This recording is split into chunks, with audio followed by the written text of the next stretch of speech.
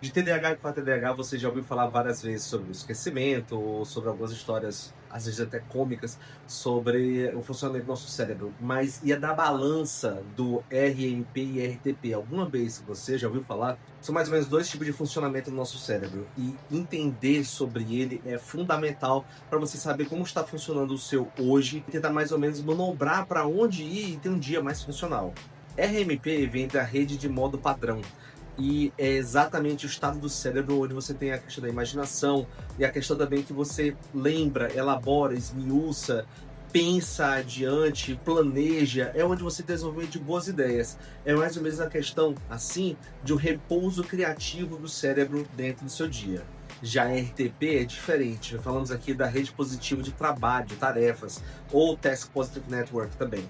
O que acontece nisso? Na RTP você tem o estado analítico, o foco na tarefa, ou até mesmo, quando esse desbalanço, o tal do hiperfoco que é dado dentro do TDAH. E você inicia, você fica preso nessa tarefa, você segue, segue através dessa tarefa. O que pode levar, às vezes, para a questão de fadiga mental, quando você fica muito tempo dentro da mesma tarefa.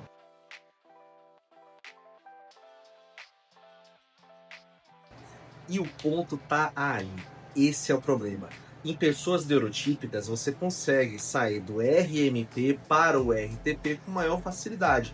Então a pessoa consegue ter uma ideia, a pessoa consegue ir para o seu lado mais criativo e consegue voltar para a questão das atividades, o que tem que ser feito mesmo, de uma forma muito mais clara.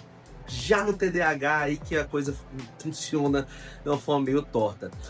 Pessoas com TDAH tendem a não conseguir fazer essa migração muito fácil do RMP para o RTP. Dentro do RMP, por exemplo, você pode funcionar mais criativo, mais voado, digamos assim. Você começa a ter vários pensamentos, várias ideias, mas não foca necessariamente no que tem que ser feito. É onde a pessoa fala, cara, tu tá com a cabeça nas nuvens.